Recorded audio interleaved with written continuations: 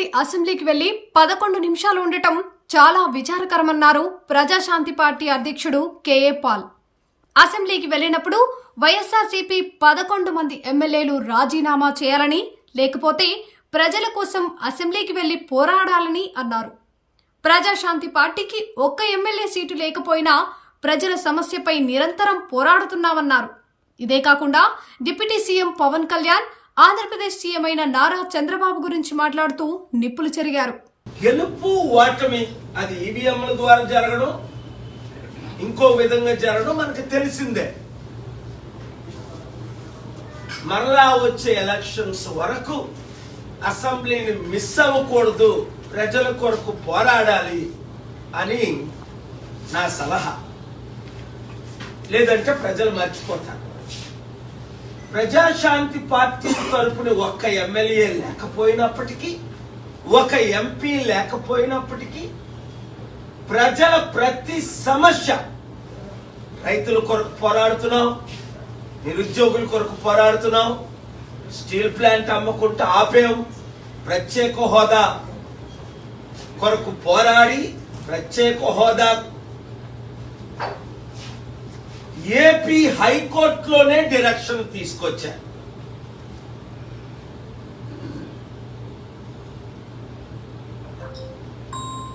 చంద్రబాబు నాయుడు గారు ఇప్పుడు ఏమంటున్నారు? ఎలక్షన్స్ ముందు జాబు కావాలంటే బాబు రావాలి అని ప్రతి ఒక్కరు అన్నారు. ఆయన ఎమ్మెల్యేలు అందరూ. ఇప్పుడు పవన్ కళ్యాణ్ కనీసం నోరు కూడా విప్పడం లేదు. ఇప్పుడు పవన్ కళ్యాణ్ ఏమంటున్నాడు?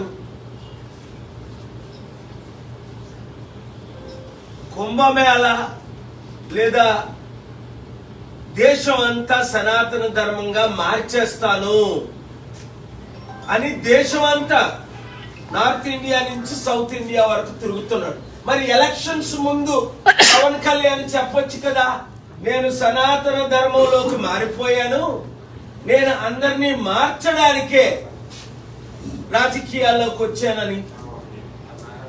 30,000 మంది బాలికలు జగన్మోహన్ రెడ్డి సమయంలో మిస్ అయిపోయారు, అమ్మాయిలు మిస్ అయిపోయారు, దొరకట్లేదు, మేము రాగానే అమ్మాయిలందరినీ తీసుకొస్తామన్నారు. ఒక్క అమ్మాయినైనా తీసుకొచ్చారా? లేదు. 1,00,000 మంది మహిళలకు జగన్మోహన్ రెడ్డి గారు 5,000 ఇస్తున్నారు, మేము 10,000 రూపాయలు ఇస్తాం, మీ కడుపులు కొట్టను అని పవన్ కళ్యాణ్ అన్నాడు. కనీసం దాని గురించి ఇప్పుడు మాట్లాడట్లేదు. ఆ 2 లక్షల వాలంటీర్లో 200 మందికి కూడా ఒక్కరికి కూడా కనీసం 5,000 కూడా ఇవ్వట్లేదు.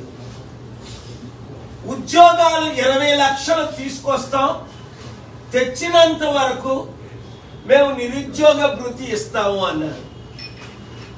ఆ నిరుద్యోగ భృతి లేదు. ఇప్పుడేమంటున్నారు? నేను సంపాదిస్తాను అని అప్పుడని, సంపాదించిందంతా పంచుతామని, నేను సృష్టికర్తను, నేను సృష్టిస్తాను అన్నారు చంద్రబాబు నాయుడు గారు. మరి ఇప్పుడు ఖజానా ఖాళీ అయిపోయింది, డబ్బులు లేవు, ఏం చెయ్యాలో అర్థం అవట్లేదు, గుండె ఆగిపోతుంది. ఎలాగ డబ్బులు సంపాదించాలో నా చెవులో చెప్పండి అంటున్నారు చంద్రబాబు నాయుడు గారు. మీకు అనేక సార్లు నేను చెప్పాను ఎట్లా డబ్బు సంపాదించాలి. 100 కంపెనీలు తీసుకొచ్చాను, మీకు చెవులో చెప్పమంటే మీ ఇంటికి వచ్చి చెవులో చెప్తాను.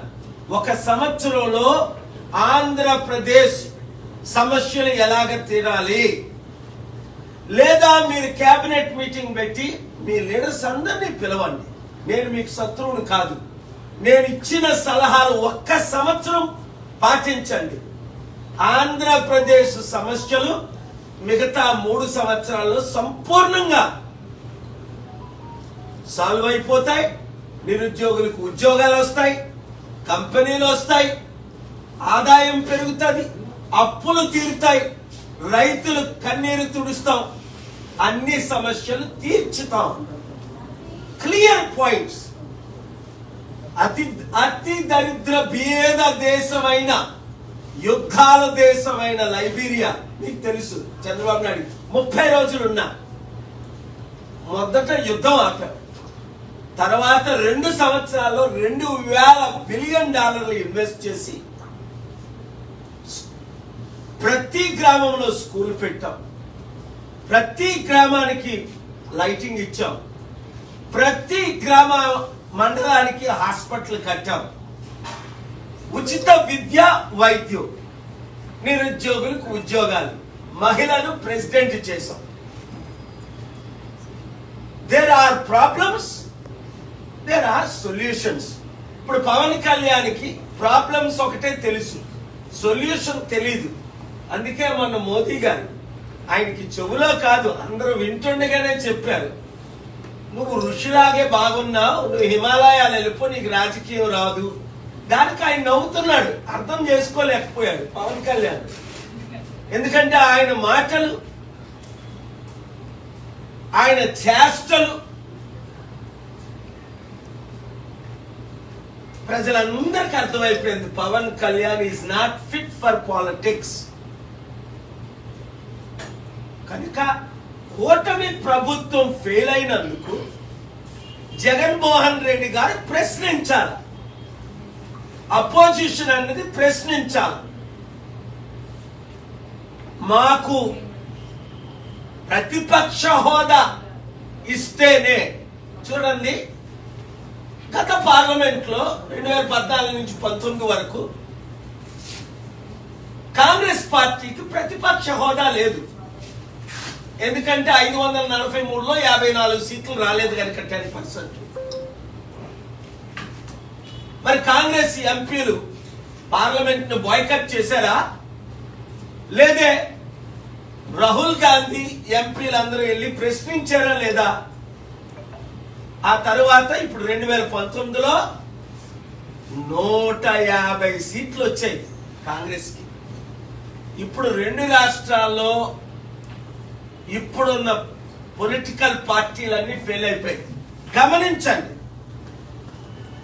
ప్రతి ఒక్కరు గమనించండి. లక్షల కోట్లు అప్పు, ఘోరమైన అవినీతి, లా అండ్ ఆర్డర్ ఫెయిల్ అయిపోయింది, నిరుద్యోగ సమస్య ఎక్కువైపోయింది, కంపెనీలన్నీ దివాలా తీసేస్తున్నాయి, రాష్ట్రం సర్వనాశనం అయిపోయింది. ప్రజాశాంతి పార్టీ అధికారంలోకి వస్తేనే, నేనైతేనే సమస్యలు తీర్చగలను, సాల్వ్ చేయగలను, అభివృద్ధి చేయగలను అన్న విషయం మీ అందరికీ తెలిసిపోయింది.